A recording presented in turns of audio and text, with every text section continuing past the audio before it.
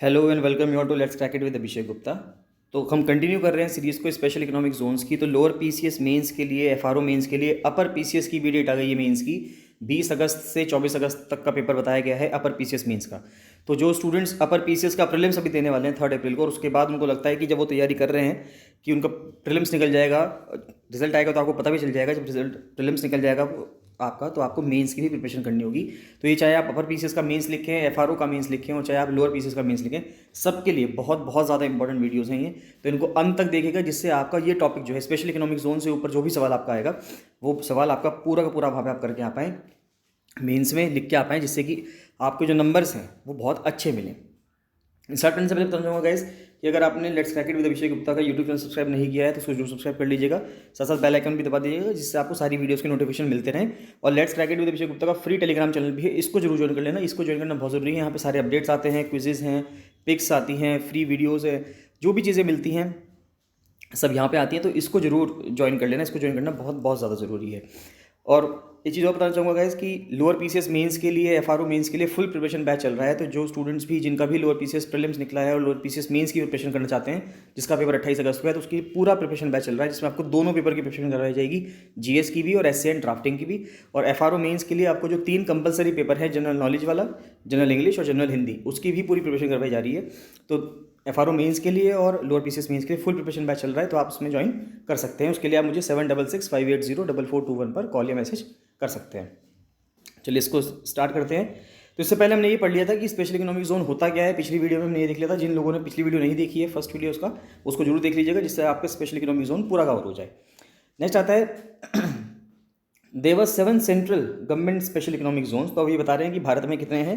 7 तो central government के special economic zones हैं, 12 स्टेट के या प्राइवेट सेक्टर के स्पेशल इकोनॉमिक जोन है भारत में, prior to the enactment of the SEZ act 2005। तो 2005 में जो एसईजेड एक्ट आया, ये एक्ट कैसा आया ये हमने कल पढ़ लिया था, कल की वीडियो में पढ़ लिया था, पिछली वीडियो में, तो आप उसको चेक कर लीजिएगा। तो 7 central government special economic zone थे और 12 स्टेट के या प्राइवेट सेक्टर इकोनॉमिक जोन थे। ये कब थे? ये 2005 के एक्ट से आने से पहले थे। अब बाद में उसके बाद 425 प्रपोजल्स ऐड हो गए for setting up of SEZ in the country have been accorded formal approval under the SEZ act 2005। तो 2005 के बाद 425 प्रपोजल्स है, जिसमें से अगर अभी हम प्रेजेंट में बात करें तो प्रेजेंटली 378 स्पेशल इकोनॉमिक जोन है, जिसमें से 265 ऑपरेशनल है, यानी कि इनमें से जो 265 है वो चालू हैं, जबकि जो अधिसूचित हैं वो 378 हैं, 378 हैं। तो एसईजेड रूल्स जो हैं वो किस किस चीज़ के लिए प्रोवाइड करते हैं, तो क्या चीज़ें प्रोवाइड करते हैं एसईजेड के रूल्स। एक तो simplified procedure for development, operation, maintenance of the special economic zone, कि भाई प्रोसीजर सिंप्लीफाई कर दीजिए, जिससे कि जो बाहर की कंपनीज हैं उसको किसी नए देश में जाने में कोई दिक्कत ना हो। तो मान लेते हैं कोई बाहर की कंपनी इंडिया में आती है, तो उसको बहुत ही सिंपली वो आ जाए, कंपनी अपना इस्टेब्लिश कर ले और काम करना शुरू करते, उसको ज़्यादा जो लीगल डॉक्यूमेंटेशन होता है उसमें ना फंसना पड़े, जिससे अगर वो ज़्यादा कागजी कार्रवाई में फंसेगा तो हर देश के अपने कायदे कानून हैं, तो दूसरे देश के लोगों को नहीं पता होता कि उस देश में क्या कायदे कानून है, तो उसके लिए उसको खर्चा भी बहुत करना होगा और समय भी बहुत वेस्ट होगा। तो इस वजह से कंपनीज जिन देशों में प्रोसीजर थोड़ा लंबा होता है उन देशों में जाने से बचती हैं। इसलिए हर देश ये चाहता है कि उनके यहाँ प्रोसीजर कम हो जाए, जिससे कि कंपनीज, बाहर की कंपनीज भारत में आएँ और भारत में पैसा लगाएं। तो सिंप्लीफाइड प्रोसीजर हो जाना चाहिए किस चीज़ के लिए? डेवलपमेंट के लिए, विकास करने के लिए, ऑपरेशन की किस तरह से उसका काम होना है, और मेंटेनेंस करने के लिए स्पेशल इकोनॉमिक जोन को, and for setting up units, units का मतलब यहाँ पे कंपनीज, फैक्ट्रीज लगाना, इंडस्ट्रीज लगाना, and conducting business in special economic zone. यानी कि हमें जो प्रोसीजर है वो सिंपल कर देना है, सिंपल सी बात है। सिंगल विंडो क्लियरेंस, ये मैंने कल आपको समझा दिया था कि सिंगल विंडो क्लियरेंस क्या होता है, कि सिंगल विंडो क्लियरेंस हो जाना चाहिए एसईजेड के लिए, यानी कि एक सिंगल विंडो होगी, वहीं से आपको सारे क्लियरेंस मिल जाएंगे। ऐसा नहीं है कि आपको अलग अलग जगह पे जाना पड़ेगा, अलग अलग मंत्रालय, अलग अलग विभाग में जाना पड़ेगा, कि अगर आपको इन्वायरमेंट से क्लियरेंस चाहिए तो इन्वायरमेंट मिनिस्ट्री जाना पड़ेगा, लैंड से चाहिए तो आपको लैंड रेवेन्यू डिपार्टमेंट जाना पड़ेगा। तो आपको अलग अलग डिपार्टमेंट में ना जाके एक ही खिड़की में, एक ही सिंगल विंडो पे सब अपने डॉक्यूमेंटेशन देना है, और सारे जो क्लियरेंसेस मिलेंगे आपको, वो आपको वहीं से मिल जाएंगे, यानी कि आपको अलग अलग विभागों में जाना नहीं पड़ेगा। Single Windows clearance for setting up a unit in special economic zone, अगर आपको एक स्पेशल इकोनॉमिक जोन के अंदर एक यूनिट बनानी है तो उसके लिए भी आपको सिंगल विंडो क्लियरेंस मिल जाएगी। सिंगल विंडो क्लियरेंस मिल जाएगी on matters relating to central as well as state governments, यानी कि बहुत ही अच्छी फैसिलिटी प्रोवाइड की जा रही है, जिससे कि एक ही विंडो में आपको, यानी एक ही पर्सन के पास आपको जाना पड़ेगा, उस पर्सन के पास आप जाएंगे तो आपको चाहे सेंट्रल गवर्नमेंट से रिलेटेड मैटर हो, स्टेट गवर्नमेंट से रिलेटेड मैटर हो, सबके सब मैटर्स वहीं पे सॉल्व हो जाएंगे। Simplified compliance procedures and documentation with an emphasis on self certification। तो सेल्फ सर्टिफिकेशन के लिए कि जो सिंप्लीफाई कर दिया गया है उस प्रोसीजर को, जहाँ पे डॉक्यूमेंटेशन होगा यानी कागजी कार्रवाई जो होगी, और एम्फेसिस किया जा रहा है सेल्फ सर्टिफिकेशन पे। जैसे कि जो डॉक्यूमेंट्स, जैसे कि यहाँ पे अगर आप एज अ स्टूडेंट की मैं बात करूँ तो स्टूडेंट से कहा जाता है कि आप जो आपका सेल्फ सर्टिफाइड डॉक्यूमेंट है यानी आप खुद उसको साइन कर देंगे, सेल्फ अटेस्ट करके डॉक्यूमेंट्स को सबमिट कराना है। जैसे भी कुछ स्टूडेंट्स ने जिनका लोअर पीसीएस प्रीलिम्स निकला है, उन्होंने आयोग में अपने लोअर पीसीएस मेंस के एग्जाम से पहले डॉक्यूमेंट्स जमा करवाएं, तो वहाँ पे आपको खुद को उसको सेल्फ अटेस्ट करके भेजना था। तो सेल्फ सर्टिफिकेशन पे एम्फेसिस दिया जा रहा है। नेक्स्ट आता है एडमिनिस्ट्रेटिव सेटअप की। अगर मैं बात की जाए कि जो प्रशासनिक व्यवस्था है वो किस तरह से है, तो functioning of the SEZ is governed bye a 3 tyre administrative setup, यानी कि 3 टायर का एडमिनिस्ट्रेटिव सेटअप है, त्रिस्तरीय प्रशासनिक ढांचे द्वारा नियंत्रित होता है। तो कैसे कैसे है, द बोर्ड ऑफ अप्रूवल, जो बोर्ड ऑफ अप्रूवल है BOA, ये एपेक्स बॉडी है, सबसे ऊपर जो होगा वो बोर्ड ऑफ अप्रूवल होगा, और इसको हेड करेगा कौन, डिपार्टमेंट ऑफ कॉमर्स का सेक्रेटरी, यानी कि जो सीनियर IAS ऑफिसर का जो लेवल का जो ऑफिसर होता है सीनियर IAS, वो इसको हेड करता है। The approval committee eight the zone level deals with approval of units in the SEZ। तो जो अप्रूवल कमिटी है जोन लेवल पे, हर जोन पे जो अप्रूवल कमिटी है वो अलग अलग यूनिट्स जो अप्रूव की जाएंगी SEZ के अंदर, उसको वो अप्रूव करेगा, दूसरे रिलेटेड इशूज़ को। Each zone is headed by a development commissioner. Her zone का एक डेवलपमेंट कमिश्नर होगा जो अपने आप में एक एक्स ऑफिशियो चेयरमैन होगा अप्रूवल कमेटी का। तो यानी कि ये सीनियर IAS ऑफिसर्स होंगे सारे, जितने भी यहाँ पे बड़ी बड़ी पोस्ट्स पे हैं। तो अगर आप उसके लिए करना है तो आपको उसके लिए UPSC की प्रिपरेशन करनी होगी बहुत ही अच्छे से। नेक्स्ट आता है कि once an SEZ has been approved by the board of approval and central government has notified the area of the SEZ, units are allowed to set up in the SEZ। यानी कि एक बार SEZ का approval हो गया board of approval से, central government से हो गया, और सेंट्रल गवर्नमेंट ने SEZ के लिए एक एरिया नोटिफाई कर दिया। इसका मतलब एरिया जो नोटिफाई होता है, यहाँ से आपको ये सीखने को मिलेगा, जो एरिया है SEZ के लिए वो कौन नोटिफाई करता है, सेंट्रल गवर्नमेंट करती है। तो केंद्र सरकार ने कहा कि भाई इस राज्य के अंदर इस जगह पे एक SEZ बना दिया जाएगा, तो जैसे ये परमिशन मिलेगी उसके बाद यूनिट्स को अलाउ कर दिया जाएगा, यानी कि अलग अलग कंपनीज़ को अलाउ कर दिया जाएगा कि आप यहाँ पे आके अपनी कंपनीज़ को इस्टेब्लिश कर सकते हो। All the proposals for setting up units in the SEZ are approved at the zone level by the approval committee consisting of development commissioner। तो जोन लेवल पे हमने पढ़ लिया ऊपर ही कि जोन लेवल पे डेवलपमेंट कमिश्नर होगा, कस्टम अथॉरिटी होंगी, रिप्रेजेंटेटिव होंगे राज्य सरकार के। All post approval clearances including grant of importer exporter code number, change in the name of the company और implementing agency, broad banding diversification are given at the zone level by the development commission. तो ये सब चीज़ें जो zone level पे दी जाएगी development commission के द्वारा। क्या क्या चीज़ें, एक तो क्लियरेंस देने हैं, इंपोर्टर एक्सपोर्टर कोड देना है, यानी कि कोई जो इंपोर्ट कर रहा है, आयात कर रहा है देश के अंदर, एक्सपोर्ट कर रहा है, निर्यात कर रहा है देश से, तो उसको जो कोड दिए जाएंगे वो दिए जाएंगे, कोड नंबर दिया जाएगा। उसके बाद कंपनी के नाम में कोई चेंज करना है, इंप्लीमेंटिंग एजेंसी के नाम में कोई चेंज करना है, ब्रॉड बैंडिंग करनी है, डाइवर्सिफिकेशन करना है, जितना भी काम होगा वो सारा किस काम पे होगा, जोन लेवल पे वो काम होगा। Performance of the SEZ units are periodically monitored. अब SEZ में जो यूनिट्स हैं उनकी जो परफॉर्मेंस है उसको भी मॉनिटर किया जाएगा कि क्या वहाँ पे वो कंपनीज अच्छे से काम कर रही हैं या नहीं कर रही, या सिर्फ हो सकता है वो शेल कंपनीज के रूप में बना दी गई हो वहाँ पे। Periodically monitored by the approval committee and units are liable for penal action under the provision of foreign trade development and regulation act in case of violation of the conditions of the approval. तो जिस approval के तहत उनको काम करने का वहाँ पे अवसर मिला है, अगर उन्होंने उसको या उसके तहत उन्होंने काम नहीं किया या उसके अगेंस्ट में गए तो उनके खिलाफ पीनल एक्शन होगा, यानी कि दंडात्मक कार्रवाई होगी। किसके तहत, foreign trade development and regulation act के तहत। तो ये बहुत इंपॉर्टेंट बात है कि कौन से एक्ट के तहत उनके साथ पीनल एक्शन होगा, तो ये हमें जरूर पता होना चाहिए। जब आप अपने आंसर में, मेंस के आंसर में ये मेंशन कर देंगे तो आपका आंसर उससे और भी ज़्यादा एनहेंस होगा।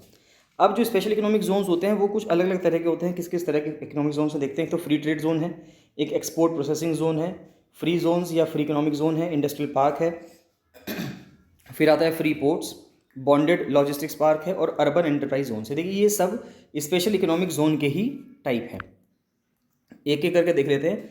तो फ्री ट्रेड जोन क्या होता है, फ्री ट्रेड जोन लगभग वैसे देखा जाए तो ये सबसे सेम ही है, ज़्यादा आपको डिफरेंस नहीं दिखेगा, लेकिन फिर भी थोड़ा बहुत टर्मिनोलॉजी के हिसाब से डिफरेंस आता है। तो फ्री ट्रेड जोन एक क्लास है स्पेशल इकोनॉमिक जोन की।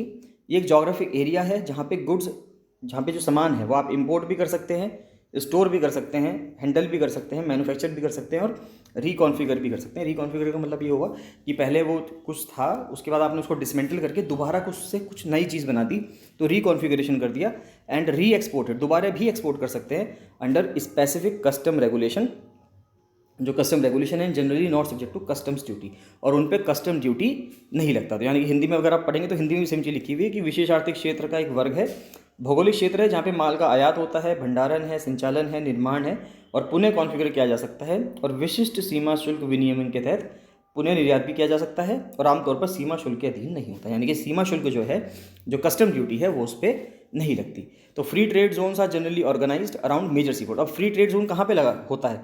ज़्यादातर वहाँ पे होते हैं जहाँ पे मेजर सी पोर्ट है, बहुत बड़ा सी पोर्ट है, बहुत बड़ा बंदरगाह है, इंटरनेशनल एयरपोर्ट है, अंतर्राष्ट्रीय हवाई अड्डे हैं, और नेशनल फ्रंटियर से, यानी कि जहाँ पे दो देशों की सीमाएं जुड़ती हैं। जैसे कि इंडिया की अगर मैं बात करूँ तो इंडिया से बांग्लादेश के बॉर्डर पे या इंडिया पाकिस्तान के बॉर्डर पे अगर ट्रेड बहुत अच्छे तरीके से होता है, या इंडिया म्यांमार के बॉर्डर पे जहाँ पे ट्रेड अच्छे से हो सकता है, तो वहाँ पे ये फ्री ट्रेड जोन बनाए जाते हैं। Areas with many geographic advantage for trade. तो वहाँ पे जोग्राफी की वजह से बहुत बड़ा एडवांटेज है वहाँ पे आपके लिए, क्योंकि वहाँ पर अगर इंडिया म्यांमार का बॉर्डर है या इंडिया चाइना का बॉर्डर है, अगर वहाँ पे जोग्राफी के हिसाब से आप इंडिया और चाइना नेबर हैं, तो वहाँ पे अगर हम फ्री ट्रेड जोन बना देंगे तो बहुत अच्छा होगा दो देशों के लिए, अगर वो ट्रेड करना चाहते हैं आपस में। नेक्स्ट आता है एन एक्सपोर्ट प्रोसेसिंग जोन। देखिए, तो एक्सपोर्ट प्रोसेसिंग जोन क्या है? ये एक specific type of free trade zone है, usually setup in developing countries. जैसे भारत अपने आप में एक डेवलपिंग कंट्री है, तो वहाँ पे भी एक्सपोर्ट प्रोसेसिंग जोन इस्टेब्लिश किया जा सकता है by the government to promote industrial and commercial export. अब इंडस्ट्रियल एक्सपोर्ट हमें करने हैं, यानी कि औद्योगिक जो एक्सपोर्ट है, निर्यात है, वो करना है, और जो वाणिज्यिक निर्यात है यानी कि कमर्शियल एक्सपोर्ट अगर हमें उसको करना है, तो उसके लिए एक्सपोर्ट प्रोसेसिंग जोन, यानी कि वो बेसिकली बनाया ही एक्सपोर्ट के लिए गया है कि वहाँ पे सारा सामान हम क्या करेंगे, ज़्यादा से ज़्यादा वहाँ से एक्सपोर्ट किया जाएगा। According to the World Bank, एक एक्सपोर्ट प्रोसेसिंग जोन एक इंडस्ट्रियल एस्टेट होता है, usually a fenced in area. चारों तरफ उसके फेंसिंग होगी, फेंसिंग का मतलब है तारबंदी होगी, जिससे कोई भी पर्सन उसमें ट्रेस पासिंग ना कर सके, घुस ना सके। ऑफ 10 to 300 हेक्टेयर, यानी कि 10 से लेके 300 हेक्टेयर की ज़मीन पे कम से कम ये एरिया बनेगा। वर्ल्ड बैंक के अकॉर्डिंग एक्सपोर्ट प्रोसेस जोन कम से कम इतने एरिया में बनना ज़रूरी है। That specialises in manufacturing for export. वो एरिया स्पेशलाइज होगा किस में? मैन्युफैक्चरिंग फॉर एक्सपोर्ट, यानी कि वहाँ पे एक्सपोर्ट के लिए ही मैन्युफैक्चर किया जाएगा। यानी जो चीज़ों का विनिर्माण होगा, एक्सपोर्ट मैन्युफैक्चरिंग होगी, वो इसलिए होगी क्योंकि उस सामान को हमें क्या करना है, एक्सपोर्ट करना है। It offers firms free trade conditions and a liberal regulatory environment. Its objective are to attract foreign investors. इसके ऑब्जेक्टिव्स क्या हैं? अट्रैक्ट करना है किसको? में फॉरेन इन्वेस्टर्स को, कोलैबोरेटर्स को एंड बायर्स को, who can facilitate entry into the world market for some of the economies industrial goods, thus generating employment and foreign exchange. Next आता है कि जो मोस्ट फ्री ट्रेड जोन्स हैं are located in developing countries. देखिए simple सी बात है, ज़्यादातर जो फ्री ट्रेड जोन्स है डेवलपिंग कंट्रीज़ में हैं, जैसे कि ब्राज़ील हो गया, कोलंबिया है, इंडिया है, Indonesia, El Salvador, China, Philippines, Malaysia, Bangladesh, niger, Pakistan, Mexico, Dominican Republic, Costa Rica, यानी जितने भी देश हैं सब जगह पे एक्सपोर्ट प्रोसेसिंग जोन के प्रोग्राम चल रहे हैं, चलने भी हैं, क्योंकि यहाँ पे हर कंट्री चाहता है, ये जितने भी डेवलपिंग कंट्री हैं, विकासशील देश हैं, ये सब चाहते हैं कि उनके यहाँ से एक्सपोर्ट बढ़े, जिससे कि फॉरेन एक्सचेंज यानी कि जो बाहर की मुद्रा है वो उनके देशों में आए, जिससे कि उनके देश की इकोनॉमी क्या बने, स्ट्रांग बने। नेक्स्ट आता है free economic zones, free economic territories या फ्री जोन्स। ये स्पेशल इकोनॉमिक जोन की ही एक क्लास है, designated by the trade and commerce administration of various countries. अलग अलग देशों की जो ट्रेड और कॉमर्स एडमिनिस्ट्रेशन है, यानी कि जो व्यापार की और वाणिज्यिक की जो एडमिनिस्ट्रेशन है, जो प्रशासन है, वो अलग अलग देशों में किसी भी टेरिटरी को, स्पेशल इकोनॉमिक जोन की टेरिटरी को फ्री इकोनॉमिक जोन या फ्री इकोनॉमिक टेरिटरी या फ्री जोन के नाम से बुलाता है। The term is use to designate area in which companies are taxed very lightly. ये वो एरियाज हैं फ्री इकोनॉमिक जोन्स में जहाँ पे उन कंपनीज पे टैक्स बहुत हल्का लगाया जाता है, और नॉट एट ऑल, या लगाया ही नहीं जाता, टू एनकरेज इकोनॉमिक एक्टिविटी, जिससे कि वहाँ पे इकोनॉमिक एक्टिविटी को बढ़ाया जा सके, व्यापारिक जो गतिविधियाँ हैं उनको बढ़ाया जा सके, इसलिए उन पर टैक्स या तो लगाया नहीं जाता, और लगाया जाता है तो बहुत कम लगाया जाता है। The taxation rules and duties are determined by each country. जो टैक्सेशन के रूल्स हैं, ड्यूटीज़ हैं, वो हर कंट्री अपना अपना कंट्री जो है वो डिसाइड करता है। WTO का एग्रीमेंट हो रखा है, वर्ल्ड ट्रेड ऑर्गेनाइजेशन का एग्रीमेंट हो रखा है on subsidies and countervailing measures has content on the conditions and benefits of free zones. तो वर्ल्ड ट्रेड ऑर्गेनाइजेशन का जो एग्रीमेंट है किस चीज़ पे? सब्सिडी पे, कि कौन सी किस देश की सरकार कितनी सब्सिडी देगी और काउंटर वेल करेगी मेजर्स को, यानी काउंटर वेलिंग जो मेजर्स हैं तो उन पे कितना WTO एग्रीमेंट के तहत ये हो रखा है कि कितनी कितनी रियायतें एक देश की सरकार जो है अपने यहाँ की कंपनीज को देगी। Has content on the conditions and benefits of free zone, कि क्या कंडीशंस देगी और क्या बेनिफिट्स देगी फ्री जोन के। ये हर देश के लिए WTO ने डिटरमाइन कर रखा है कि WTO के अकॉर्डिंग आपको काम करना होगा। ऐसा नहीं है कि आप बहुत ज़्यादा रियायतें अपने देश के अंदर दे देंगे। तो इस तरह नहीं किया जाएगा कि एक देश अपने यहाँ पे बहुत ज़्यादा रियायतें दे दे और एक देश ने रियायतें नहीं दे रखी हैं। तो सभी देशों को एक समान रियायतें देनी होगी, जिससे कि वहाँ पे कंपनीज आती रहें। ऐसा ना हो कि सारी कंपनीज एक ही देश में अट्रैक्ट हो जाएं। Some special economic zones are called free ports, कुछ को फ्री पोर्ट्स भी कहा जाता है। Sometimes they have historically been endowed with favourable custom regulation. कभी कभी ऐसा हुआ कि हिस्टोरिकली अगर हम देखें, यानी कि पुराने टाइम से अगर हम ऐतिहासिक रूप से उनको देखें, तो कस्टम रेगुलेशन यानी कि जो कस्टम ड्यूटी लगती थी, जो सीमा शुल्क लगता था, वो उन पे लगभग क्या होता था, फ्री होता था। Such the free port of Trieste, तो ट्रिस्टी एक जगह है जहाँ पे फ्री पोर्ट हुआ था। As Britain was proposing the creation of 10 free port after leaving the European Union early 2020। जब ब्रेक्सिट हुआ, जब यूरोपियन यूनियन से ब्रिटेन बाहर निकला, तो ब्रिटेन ने प्रपोज किया कि वहाँ पे वो फ्री पोर्ट बनाएगा, जिससे कि वहाँ पे फ्री पोर्ट पे जो भी शिप आएंगे, जो भी सामान आएगा, उस पर कोई भी कस्टम ड्यूटी नहीं लगेगी। इससे क्या फ़ायदा हो रहा है? इससे ये फ़ायदा हो रहा है यूरोप को नहीं, इंग्लैंड को ये फ़ायदा हो रहा है कि इंग्लैंड पे ज़्यादा से ज़्यादा कंपनी आएंगी, ज़्यादा से ज़्यादा सामान के लिए शिप्स वहाँ पे डॉक करेंगे। अगर वो कस्टम ड्यूटी नहीं लगा रहा, तो वो शिप आएंगे तो वहाँ पे वो शिप क्या करेंगे, रिफ्यूलिंग करेंगे, वहाँ पे रुकेंगे कुछ टाइम के लिए, तो उससे वो पैसा जनरेट होगा, जिससे कि उस जगह को, यानी कि इंग्लैंड को एज अ कंट्री बहुत ज़्यादा बेनिफिट मिलेगा। The European Union was clamping down on 82 free zones after finding that their special status had aided the financing of terrorism। अब फ्री पोर्ट के साथ ये दिक्कत आई है कि यहाँ से ये समझ में आता है कि यूरोपियन यूनियन 82 फ्री जोन्स को ख़त्म करने जा रहा है। वो क्यों करने जा रहा है? क्योंकि उसको ये समझ में आया है कि इससे टेररिज्म की फाइनेंसिंग हुई, मनी लॉन्ड्रिंग हुई, और ऑर्गेनाइज्ड क्राइम में ये जो फ्री जोन है ये हेल्प कर रहे हैं, according to European Union. Industrial park क्या है? तो जो इंडस्ट्रियल पार्क है उसको हम इंडस्ट्रियल एस्टेट या ट्रेडिंग एस्टेट भी कहते हैं। एक एरिया है zoned and plan for the purpose of industrial development. Industrial development के लिए, यानी कि औद्योगिक विकास के लिए, इंडस्ट्रियल पार्क के एरिया को बनाया गया है। An industrial park can be thought of as a more heavy weight version of a business park. देखिए सिंपल सी बात है, बिजनेस पार्क या ऑफिस पार्क में तो कुछ ऑफिस होंगे, उसका एक आप कह सकते हो कि जो हैवी बर्डन है, यानी कि उसका जो एक सीनियर वर्जन है, वो इंडस्ट्रियल पार्क होगा, जहाँ पे बहुत सारी इंडस्ट्रीज़ आई हुई होंगी, बहुत सारी इंडस्ट्रीज ने अपनी यूनिट सेटअप करी हुई होंगी, जहाँ पे मैन्युफैक्चरिंग का काम, विनिर्माण का काम वहाँ पे हो रहा होगा। rather than heavy industry, industrial parks are notable for being relatively simple to build। अब देखिए जो इंडस्ट्रियल पार्क हैं वो सिंपल हैं बिल्ड करने के लिए। They often feature speedily erected single space steel sheds occasionally in bright colours. अब देखिए वहाँ पे क्या सिंपल सी चीज़ है, अगर आप बड़ी बड़ी कंपनीज़ को देखेंगे, बड़ी बड़ी कंपनीज़ जो हैं वो अपनी फैक्ट्री बनाती हैं, इंडस्ट्री बनाती हैं, उन पे जो इंफ्रास्ट्रक्चर पे, यानी कि बुनियादी ढांचे पे ज़्यादा खर्च नहीं करती है। वो सिंपल से क्या करेगी, स्टील के फ्रेम से एक बिल्डिंग शेड वगैरह बना देंगे और बिल्डिंग बना देंगे, वहाँ पे मशीन्स लगा देंगे और काम चलता रहेगा। ऐसा नहीं है कि ईंट सीमेंट की दीवारें बनाएंगे और बहुत ज़्यादा कंस्ट्रक्शन उसमें करेंगे, ज़्यादा कंस्ट्रक्शन नहीं करेंगे। वो कंस्ट्रक्शन का जो पैसा है उसको सेव करेंगे और शेड वगैरह डाल के वहाँ पे अपना जो काम है, जो उस कंपनी के द्वारा जो भी प्रोडक्ट बनता है उसके द्वारा वो अपना प्रोडक्ट बनाना शुरू कर देंगे। नेक्स्ट आता है कि अब bonded logistics park is a type of special economic zone. देखिए बॉन्डेड के बारे में बात करें तो जो बंधुआ लॉजिस्टिक पार्क है, यानी कि बॉन्डेड लॉजिस्टिक पार्क है, ये भी स्पेशल इकोनॉमिक जोन का एक टाइप है। Trade arrangements are similar to that of a bonded warehouse. जो ट्रेड अरेंजमेंट्स हैं एक बॉन्डेड वेयर हाउस की तरह होंगे, but over a specific geographic area. यानी कि जो व्यापार व्यवस्था है वो एक बंधुआ गोदाम के समान होती है, लेकिन एक विशिष्ट भौगोलिक क्षेत्र में होती है। इतना ध्यान रखना है आपको। Sometimes with international port capabilities, अगर इंटरनेशनल पोर्ट कैपेबिलिटीज़ है तो गुड्स में बी स्टोर्ड, सामानों को हम, यानी कि जो गुड्स हैं, वस्तुएं हैं, उनको स्टोर भी किया जा सकता है, मैनिपुलेट भी किया जा सकता है, चेंज भी किया जा सकता है, या अंडर को मैन्युफैक्चरिंग ऑपरेशन। और वहाँ पे कुछ मैन्युफैक्चरिंग ऑपरेशन यानी कि विनिर्माण के जो काम है वो भी काम कर सकते हैं विदाउट पेमेंट ऑफ ड्यूटी, जहाँ पे आपको ड्यूटी पेमेंट नहीं करनी पड़ेगी, यानी आपको टैक्स हो गया या कुछ सीमा शुल्क हो गया, वो आपको पेमेंट नहीं करनी पड़ेगी। नेक्स्ट आता है अर्बन एंटरप्राइज जोन। तो अर्बन एंटरप्राइज जोन जो है वो एक एरिया है in which policies to encourage economic growth and development are implemented. जो पॉलिसीज़ हैं इकोनॉमिक ग्रोथ के लिए, डेवलपमेंट के लिए, उनको इम्प्लीमेंट किया जाता है। Urban enterprise zone policies generally offer tax concession. Simple सी बात है, ये शहरी एरिया के बारे में बात कर रहे हैं कि शहरी एरिया में, अर्बन एरियाज़ में अगर कंपनीज़ को लाना है तो वहाँ पे हम क्या करेंगे, वहाँ पे टैक्स कंसेशन दे देंगे। इंफ्रास्ट्रक्चर इंसेंटिव्स की, इंफ्रास्ट्रक्चर बनाने में जो इंसेंटिव दे दिया जाएगा।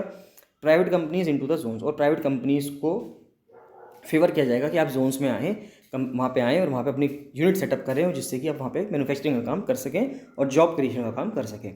दे are a type of special economic zone, ये भी एक स्पेशल इकोनॉमिक जोन का टाइप है जहाँ पे companies can locate free of certain local, state and federal taxes and restrictions.